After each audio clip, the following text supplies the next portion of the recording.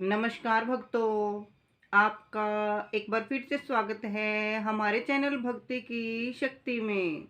आज की इस वीडियो में हम आपके लिए लेकर आए हैं शीतला माता की कथा, यानी कि बासोड़ा की कहानी। हिंदू धर्म में शीतला सप्तमी या अष्टमी का बहुत महत्व है।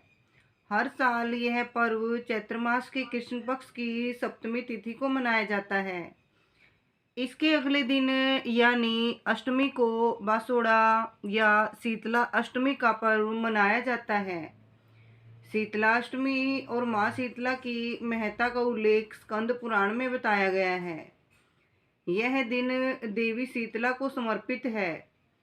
अनेक स्थानों पर ये पर्व सप्तमी को ही मनाया जाता है।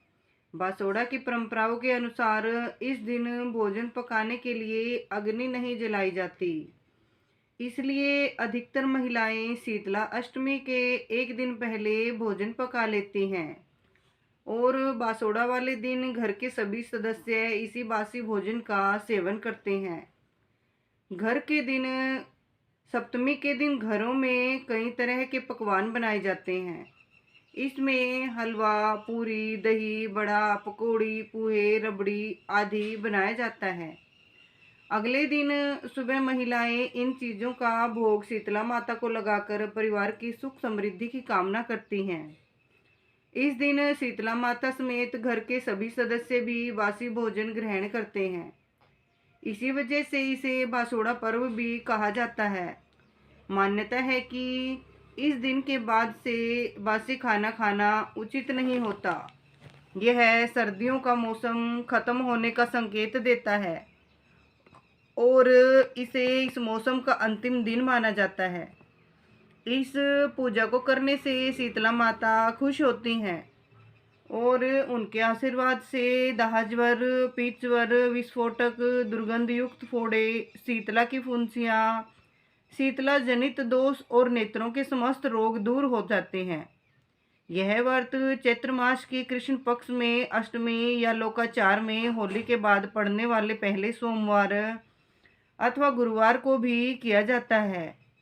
शुक्रवार को भी इसके पूजन का विधान है, परंतु रविवार, शनिवार अथवा मंगलवार को शीतला का पूजन न करें।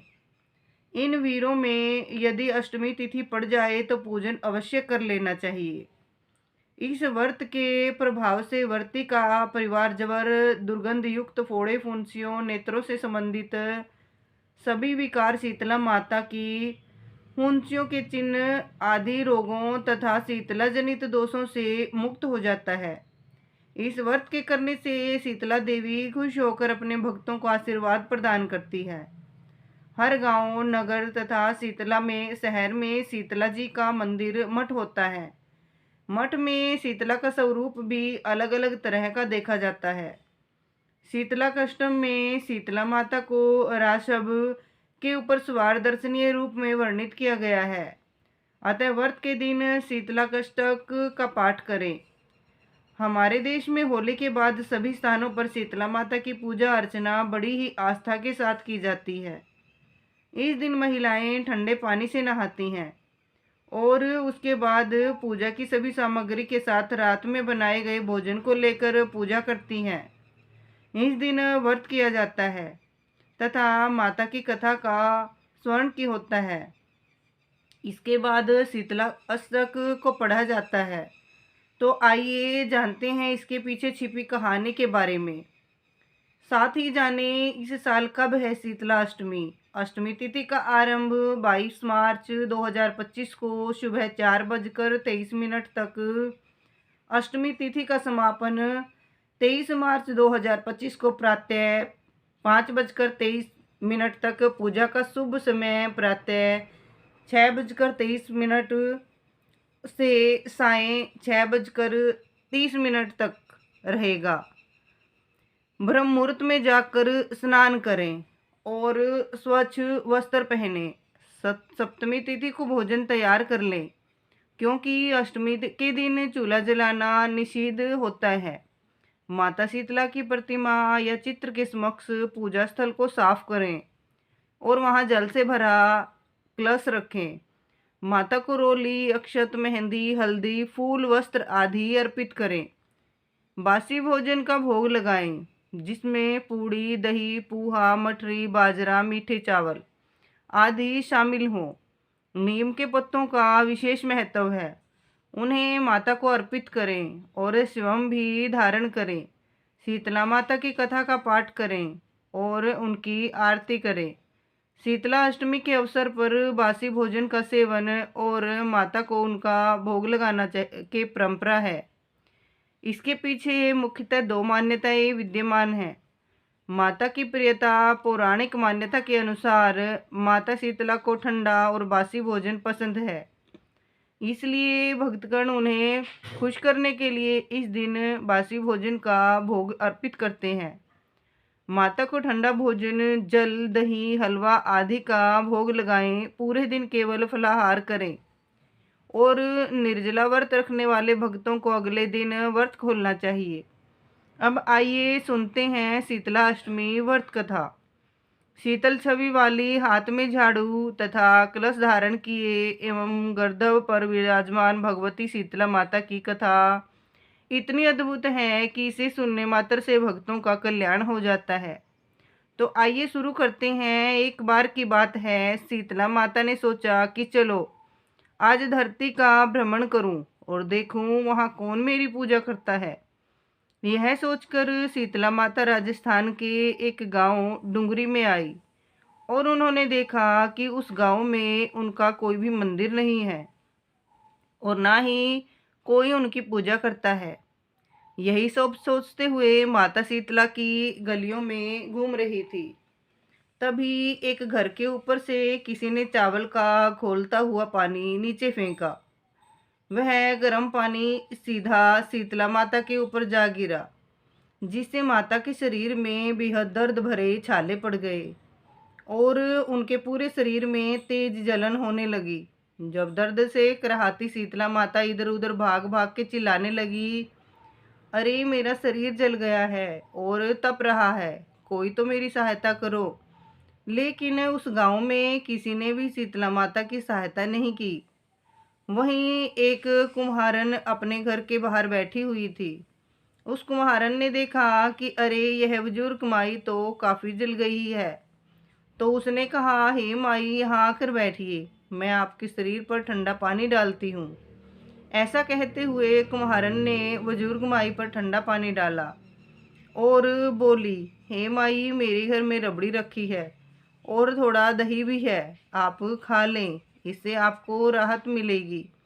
जब बुजुर्ग माई ने ठंडी रबड़ी और दही खाया तो उनके शरीर को काफ़ी ठंडक मिली और उनकी जलन भी कम हो गई। उस कुम्हारन की सेवा भाव देखकर शीतला माता उस अत्यंत प्रसन्न हुई। अपने वास्तविक रूप में प्रकट होकर बोली, मैं शीतला देवी हूँ। मैं इस धरती पर देखने आई थी कि मुझे कौन मानता है, कौन मेरी पूजा करता है, और मैं तुम्हारे इस सेवा भाव से अत्यंत खुश हूँ। तब उस कुम्हारन ने हाथ जोड़कर कहा, हे माँ, मेरे घर में तो हर ओर दरिद्रता बिखरी हुई है, ना तो चौकी है ना बैठने का आसन, मैं आपको कहाँ बिठाऊं। ये सुनकर शीतला माता उस कुम्हारन के घर के बाहर खड़े गधे पर बैठ गई और माँ ने एक हाथ में झाड़ू दूसरे हाथ में डलिया लेकर उस कुम्हारन के घर की संपूर्ण दरिद्रता को झाड़कर डलिया में भरकर फेंक दिया। फिर शीतला माँ ने उस कुम्हारन से कहा, मैं तेरी सच्ची भक्ति से बहुत प्रसन्न हूँ, मांगो तुम्हें क्या वरदान चाहिए। तब कुम्हारन ने विनम्रता के साथ कहा, हे माता, मेरी इच्छा है आप इसी डुगरी गांव में स्थापित होकर यहीं निवास करें और जिस प्रकार आपने मेरी निर्धनता और अपनी झाड़ू से साफ की है, वैसे ही जो भी भक्त होली के बाद की अष्टमी को भक्ति भाव से आपकी पूजा करे, आपको ठंडा जल, दही व बासी भोजन का भोग लगाए, उसके घर की दरिद्रता आप दूर करना एवं आपकी पूजा करने वाली स्त्रियों की गोद हमेशा भरी रखना, उनकी संतानों को निरोगी एवं सुखी जीवन का आशीर्वाद देना। तब शीतला माता ने तथास्तु कहते हुए कुम्हारन की इच्छा पूर्ण की मान्यताओं के अनुसार उसी दिन से डुंगरी गांव में शीतला माता सदा के लिए विराजमान हो गई और इसके बाद से वह गांव शील की डुंगरी नाम से ही जाना जाता है। तो भक्तों, ये शीतला माता की कथा, आप शीतला माँ की पूजा के समय इस कथा को अवश्य सुने। आपके समस्त रोग और निर्धनता रूपी असुर का संहार कर माँ शीतला आपका कल्याण करेगी। इसी विश्वास के साथ तो आइए मिलकर बोलते हैं, जय शीतला माता की जय हो। शीतला माता की एक और दूसरी कथा।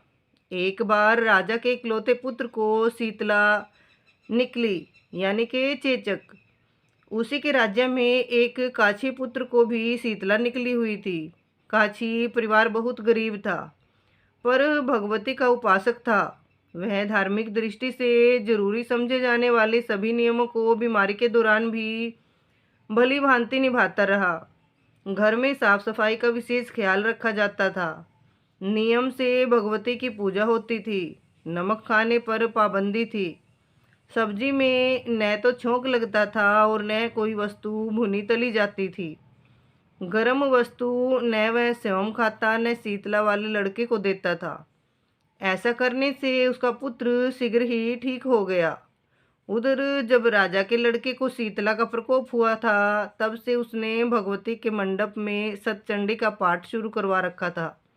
रोज हवन व बलिदान होते थे। राजपुरोहित भी सदा भगवती के पूजन में निमग्न रहते। राजमहल में रोज कढ़ाई चढ़ती। विविध प्रकार के गर्म स्वादिष्ट भोजन बनते। सब्जी के साथ कई प्रकार के मांस भी पकते थे। इसका परिणाम यह होता कि उन लजीज भोजनों की गंध से राजकुमार का मन मचल उठा। वह भोजन के लिए जिद करता, एक तो राजपुत्र और दूसरे इकलौता। इस कारण उसकी अनुचित जिद भी पूरी कर दी जाती। इस पर शीतला का कोप घटने के बजाय बढ़ने लगा। शीतला के साथ साथ उसे बड़े बड़े फोड़े भी निकलने लगे, जिनमें खुजली व जलन अधिक होती थी। शीतला की शांति के लिए राजा जितने भी उपाय करता, शीतला का प्रकोप उतना ही बढ़ता जाता, क्योंकि अज्ञानतावश राजा के यहाँ सभी कार्य उल्टे हो रहे थे। इससे राजा और भी अधिक परेशान हो उठा। उसकी समझ में नहीं आ रहा था कि इतना सब होने के बाद भी शीतला का प्रकोप शांत क्यों नहीं हो रहा। एक दिन राजा के गुप्तचरों ने उन्हें बताया कि काछी पुत्र को भी शीतला निकली थी, पर वह बिल्कुल ठीक हो गया है। यह जानकर राजा सोच में पड़ गया कि मैं शीतला की इतनी सेवा कर रहा हूँ, पूजा व अनुष्ठान में कोई कमी नहीं, पर मेरा पुत्र अधिक रोगी होता जा रहा है, जबकि काछी पुत्र बिना सेवा पूजा के ही ठीक हो गया। इसी सोच में उसे नींद आ गई। श्वेत वस्त्र धारिणी भगवती ने उसे स्वप्न में दर्शन देकर कहा, हे राजन, मैं तुम्हारी सेवा अर्चना से खुश हूँ, इसलिए आज भी तुम्हारा पुत्र जीवित है। इसके ठीक न होने का कारण यह है कि तुमने शीतला के समय पालन करने योग्य नियमों का उल्लंघन किया। तुम्हें ऐसी हालत में नमक का प्रयोग बंद करना चाहिए। नमक से रोगी के फोड़ों में खुजली होती है। घर की सब्जियों में छोंक नहीं लगाना चाहिए, क्योंकि इसकी गंध से रोगी का मन उन वस्तुओं को खाने के लिए ललचता है। रोगी का किसी के पास आना जाना मना है, क्योंकि यह रोग औरों को भी होने का भय रहता है। अतः इन नियमों का पालन कर तेरा पुत्र अवश्य ही ठीक हो जाएगा। विधि समझाकर देवी अंतर्ध्यान हो गई।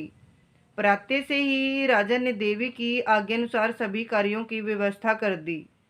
इससे राजकुमार की सेहत पर अनुकूल प्रभाव पड़ा और वह शीघ्र ही ठीक हो गया। इसी दिन भगवान श्री कृष्ण और माता देवकी का विधिवत पूजन करके मध्यकाल में स्वास्तिक पदार्थों का भोग लगाना चाहिए। ऐसा करने से पुण्य ही नहीं मिलता, बल्कि समस्त दुखों का भी निवारण होता है। बोलिए शीतला माता की जय हो। भक्तों, आपको ये कथा कैसी लगी? और ऐसी ही रोचक और धार्मिक कहानियाँ सुनने के लिए हमारे चैनल को सब्सक्राइब करें और वीडियो को लाइक और शेयर जरूर करें। बोली शीतला माता की जय हो।